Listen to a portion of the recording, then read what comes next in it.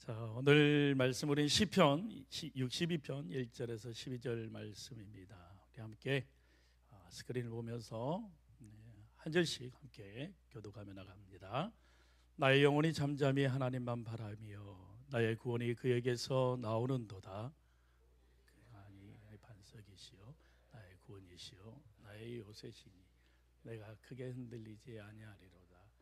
넘어지는 담과 흔들리는 울타리 같이 사람을 죽이려고 너희가 일제히 공격하기를 언제까지 하려 하느냐.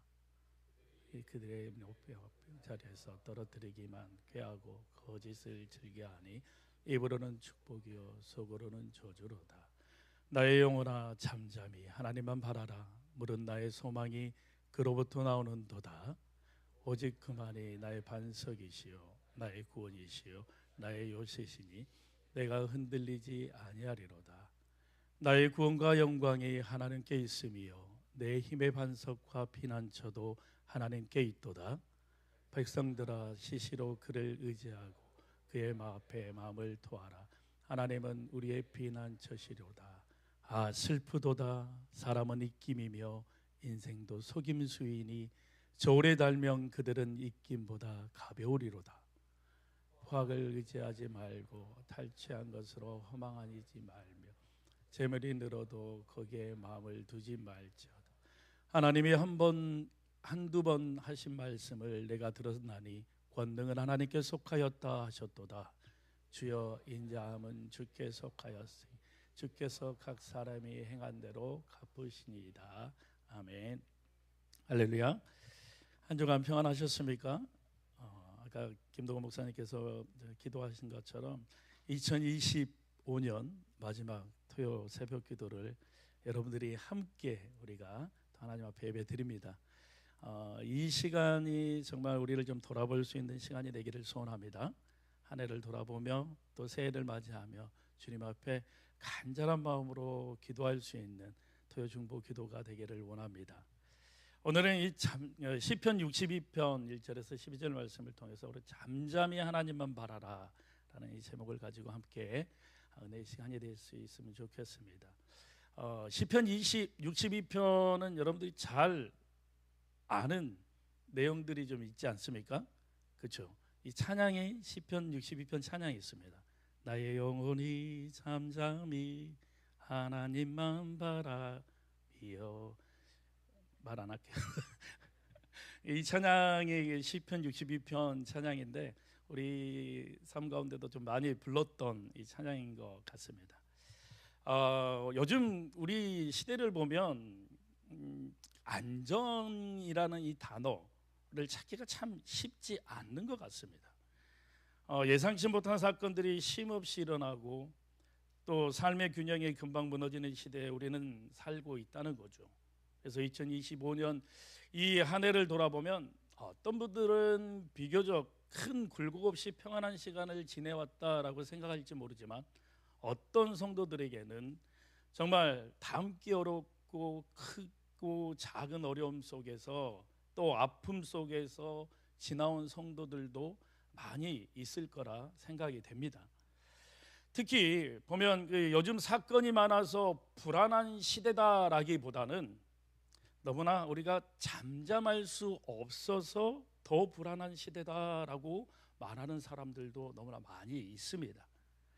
아침에 눈을 뜨자마자 우리는 뭘부터 보기 시작하죠? 휴대폰을 먼저 봅니다. 어떤 분들은 이 아침에 휴대폰의 알람 소리를 통해서 휴대폰을 보고 또 어떤 이들은 이 휴대폰을 보면서 뉴스 알람 그리고 주식 변동 또 카톡 메시지 SNS의 알람 소리로 우리는 하루를 시작한다는 거죠. 아직 하루가 시작하기도 전에 마음은 이미 그 내용들로 인하여 우리의 마음이 흔들리는 경우들도 너무나 많습니다. 주식을 많이 투자한 사람들은 주식 변동이 떨어지면 탁 보며 깜짝 놀래고 어떤 분들은 새벽에 자고 일어났는데 카톡의 메시지가 너무 무한적으로 많이 왔던 그 모습을 보면서 놀래서 또 그 카톡을 읽어보는 사람도 있고 이러면서 우리는 하루를 시작하기도 전에 마음이 흔들릴 때가 너무나 많다는 거죠. 그래서 이 시대의 문제는 폭풍이 많아서가 아니라 바로 우리의 영혼이 잠잠할 틈이 없어서 문제다라고 말하고 있습니다. 최근 몇 주 전에 두 가지 소식을 우리 모두의 마음을 무겁게 하는 소식들이 있지 않았습니까? 브라운 대학교의 캠퍼스에서, 그것도 기말고사라는 가장 평범한 일상 속에서 총격 사건이 일어났습니다. 그런데 그 비슷한 시각에 지구 반대편의 호주 시드니의 한 해변에서 또 다른 참극이 일어났습니다. 어떤 참극이었냐면 유대인 행사를 겨냥한 것으로 보이는 총격 난사가 일어났습니다. 수많은 생명이 순식간에 희생되었고 그 현장은 아수라장이 되었다는 거죠. 그런데 이 사건은 모두 다른 장소 그리고 문화도 다른 공간에서 일어났지만 공통점이 하나가 있습니다. 그게 무엇이냐면 사람들이 가장 안전하다고 믿었던 자리에서 가장 예상치 못한 순간에 삶의 순간이 무너졌다는 것이죠. 그래서 우리가 다시 한번 깨달은 것은 이 세상에서 우리가 절대적으로 의지할 수 있는 안전지대라는 것은 없다라는 사실입니다. 그렇다면 이처럼 예측할 수 없는 이 세상 속에서 우리의 마음과 영혼이 무엇을 붙들고 살아가야 하는 건가요? 바로 이 질문 앞에서 오늘 이 시편 62편 이 다윗의 고백이 우리에게 깊이 다가온다는 거죠. 흔들리는 상황 속에서 우리가 잠잠할 수 있는 이유가 무엇일까요? 다윗은 우리에게 이렇게 얘기를 합니다. 하나님을 바라볼 때 우리의 영혼이 고요해질 수 있기 때문이다 라고 말하고 있는 거죠. 오늘 보면 시편 62편에 이 등장하는 다윗 역시 결코 이 평탄한 길을 걸어갔던 사람이 아니었습니다. 그 상황에도 이 평탄한 상황이 아니었습니다. 그는 음모와 배신으로 인하여서 깊은 상처를 가졌던 사람이었고 또 거짓과 공격 속에 놓여 있는 상태였습니다. 그 내면의 상태를 다윗은 3절을 통해서 어떻게까지 얘기를 하냐면 넘어지는 담 그리고 흔들리는 울타리라고 표현할 정도로 내면적으로 너무나 연약한 상태였다는 거죠. 그런데 바로 그 상황 속에서 다윗은 놀라운 고백을 가지며 이 시편 62편 1절을 통해 말씀하고 있습니다. 우리 다 함께 1절을 읽어봅시다. 시작. 나의 영혼이 잠잠히 하나님만 바라며 나의 구원이 그에게서 나오는도다. 아멘. 여기서 이 잠잠히라는 말은 히브리어 두미야라는 말을 갖고 있습니다. 무슨 뜻이냐면 단순히 아무 말도 하지 않는 상태가 아니라 내적인 고요함, 침묵이라는 뜻을 가지고 있는 겁니다. 내가 힘들어서 아무 말도 하고 있지 않는 것가 아니라 하나님만을 바라보니까 내 내적인 고요함 속에서 그 모든 것이 평안할 수 있다라는 고백을 하고 있는 겁니다. 폭풍은 여전히 몰아치고 있지만 다윗의 마음이 잠잠할 수 있었던 이유는 바로 상황이 바뀌어서가 아니라 하나님을 바라보았기 때문이다라고 말하고 있는 거죠. 하나님을 향할 때 주어지는 이 영적인 안정감이 그의 영혼을 붙들고 있었다는 겁니다. 그런데 우리가 이 신앙생활하다 보면 이 사실을 너무나 자주 잊고 살아갈 때가 너무나 많이 있습니다. 우리는 환경이 좋아져야 마음도 평안해질 수 있다라고 생각하며 살아간다는 거죠. 세상 사람들과 동일한 모습 속에 살아갑니다. 내 환경이 밝아지고 내 환경이 좋아지면 내 삶은 평탄하기 때문에 하나님께서 축복하신다라고 생각하고 살아갈 때가 많다는 거죠. 물질적인 형편이 나아지면 또 사람들과의 관계가 좋아지면 그리고 상황이 조금만 안정되면 그때는 괜찮아질 것이다 라는 기대감 속에 살아가는 게 어느 순간 우리들의 모습이 되어버렸다는 거죠. 하지만 우리의 경험이 말해주지 않습니까? 환경이 바뀌었는데 마음은 여전히 불안한 상태를 가지고 살아가는 우리들의 모습들, 우리가 체험하면서 이 모습들을 가지고 살아가지 않느냐는 거죠. 이런 과정을 통해서 결국 깨닫게 되는 것은 참된 평화는 환경이 만들어주는 것이 아니라는 거죠. 바로 하나님과 관계 속에서 주어지는 은혜, 선물이라는 사실입니다. 여러분, 우리의 일상이 너무 분주하면 하나님의 행하심이 잘 느껴지지 않습니다. 더 중요한 것은 우리의 영혼이 잠잠하지 못하면 하나님의 음성도 들을 수가 없다는 거죠. 영혼이 시끄러우면 문제는 크게 보입니다. 그러나 영혼이 잠잠해지면 하나님의 음성이 우리 마음에 들어온다는 거죠. 더 하나님이 크게 보인다는 사실이라는 겁니다. 우리가 살아가면서 휴대폰을 가지고 어느 순간 이게 내 생명줄보다 더 중요하게 생각하며 살아가는 사람들이 많습니다. 어느덧 휴대폰의 배터리가 10%만 남으면 불안해서 살기가 힘듭니다. 그래서 충전지를 찾아 헤맵니다. 그런데 정작 우리의 영혼의 배터리가 10%가 남았다는 사실은 잊고 살아갈 때가 너무나 많다는 거죠. 그게 우리들의 모습이라는 겁니다. 그런데 다윗을 보십시오. 다윗은 영적인 충전을 어디서 했냐면 다윗은 지칠 때마다 주변을 돌아보지 않았습니다. 다른 곳을 찾지 않았습니다. 그는 잠잠히 하나님을 바라보는 자리에서 영적인 충전을 했다는 거죠. 그렇다면 우리도 어떻게 그렇게 할 수 있을까요? 그것은 반석이신 하나님께 마음을 토할 수 있어야 한다는 겁니다. 다윗은 자기 마음을 혼자 품고 자기 마음의 상태로 혼자 품고 살아가지 않았습니다.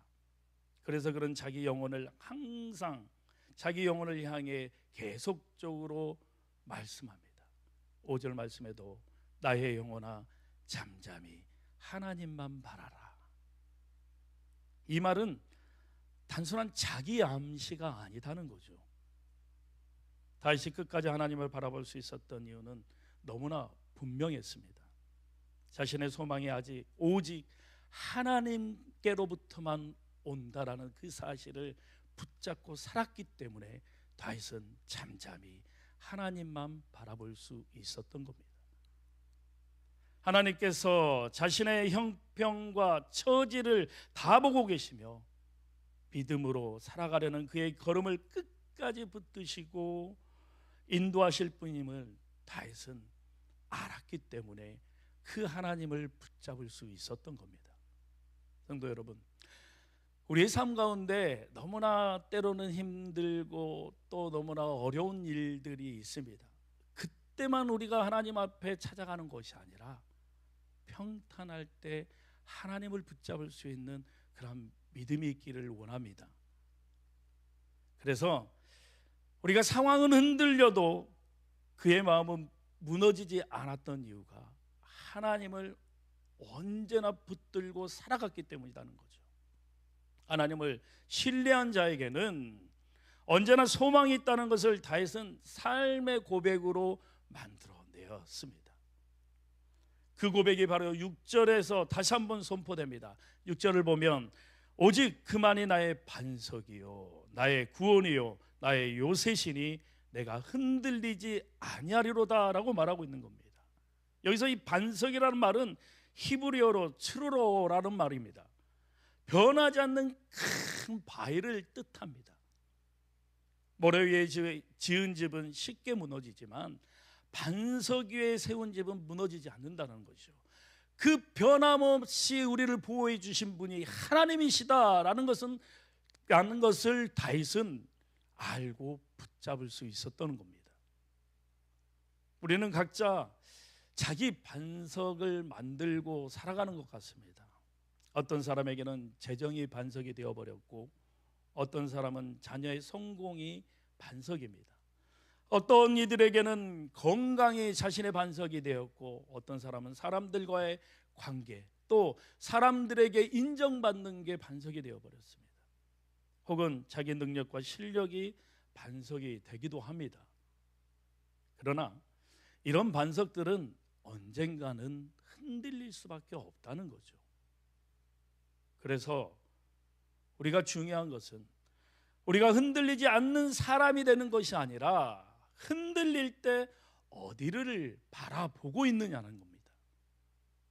흔들릴 때 세상 것들, 다른 재정적인 문제들을 해결하려고 노력하고 있는지, 또 우리 자녀와의 흔들린 모습 속에서 다른 모습으로 해결하려고 하고 있는지 우리를 돌아봐야 한다라고 말하고 있는 겁니다.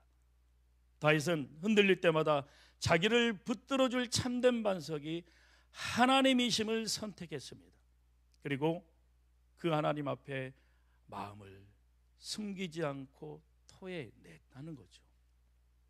바로 그 자리에서 그 영혼이 다시 잠잠해졌고 다시 소망을 회복할 수 있었습니다. 오늘 우리도 같은 은혜의 자리에 서 있습니다. 또 은혜의 자리로 하나님께서 우리를 부르셨습니다. 믿어지십니까? 그렇다면 흔들리는 현실 속에서 우리가 요동치지 않고 하나님만 잠잠히 바라볼 수 있는 우리들의 모습이 되기를 소원합니다.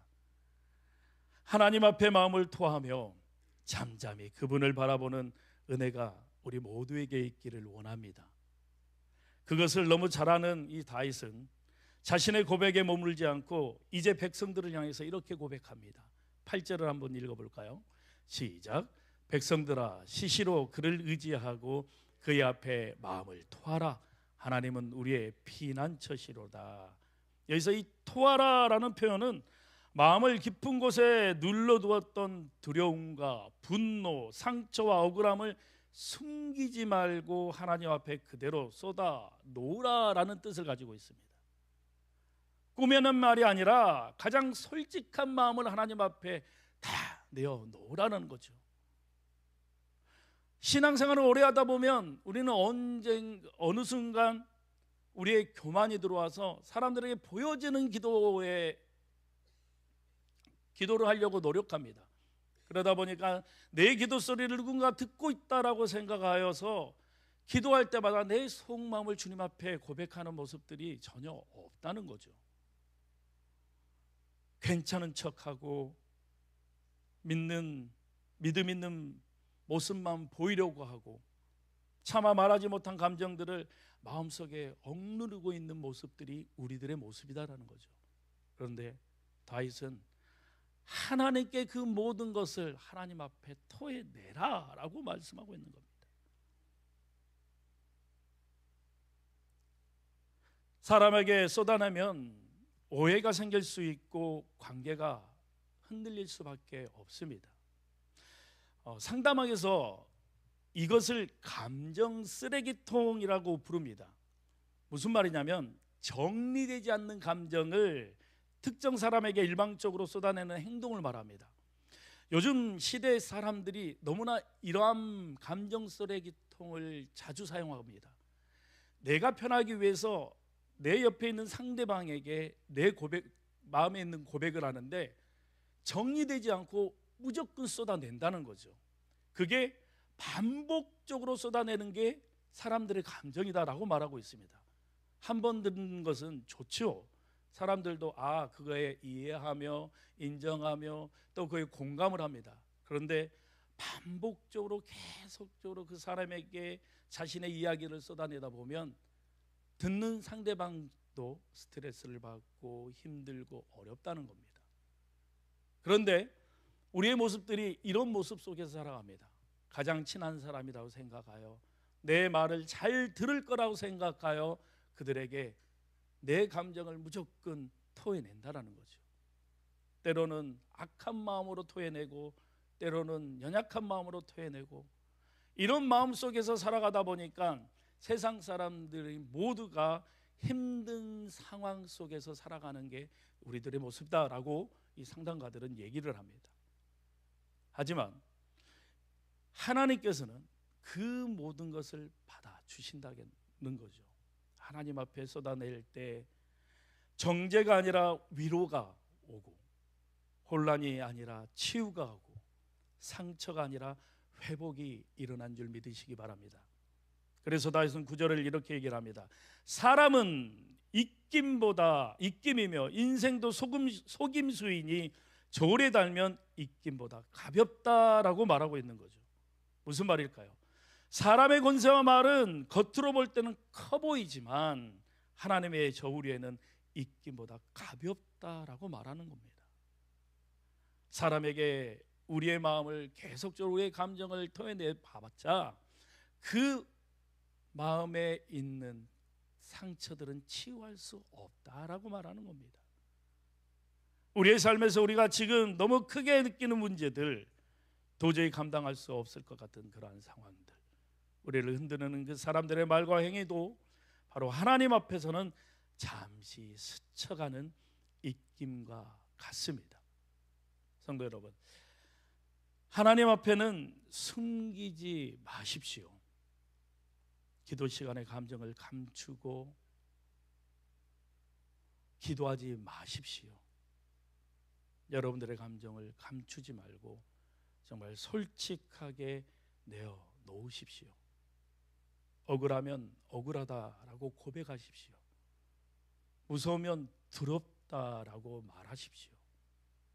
지치면 힘들다라고 고백하십시오. 그것이 바로 하나님과의 관계를 깊게 만드는 첫 걸음입니다. 우리의 마음을 하나님 앞에 드리지 못하고 내 요구만 하나님 앞에 드린다면 하나님께서 무엇라 말하겠습니까? 다윗은 자신을 돌아보며 이제 위기의 때와 평안의 때 주의해야 할 것을 두 가지를 말하며 말씀을 마칩니다. 위기 속에는 악으로 반응하지 말라라고 말하고 있는 겁니다. 10절의 말씀에 보면 포악을 의지하지 말며 탈취한 것으로 허망하여지지 말며 재물이 늘어도 거기에 마음을 두지 말라라고 말합니다. 누군가가 나에게 악하게 굴면 사람의 본성, 죄된 우리의 본성은 당연히 그 악을 대로 갚으려고 하는 게 사람의 본성입니다. 하지만 다윗은 원수가 자신을 공격할 때도 그들과 똑같은 방식으로 대응하지 않겠다라고 고백합니다. 악을 악으로 갚지 않고 원수 갚는 일은 하나님 앞에 맡겼다는 거죠. 요즘 인터넷 매체들이 너무나 발달이 되어서 이제는 말로 원수를 갚지 않고 말로 상처를 주는 것보다 키보드로 상처를 줍니다. 글로 상처를 준다는 거죠. 자신의 스트레스를 남을 비방하면서 푸는 사람들이 너무나 많아졌다는 겁니다.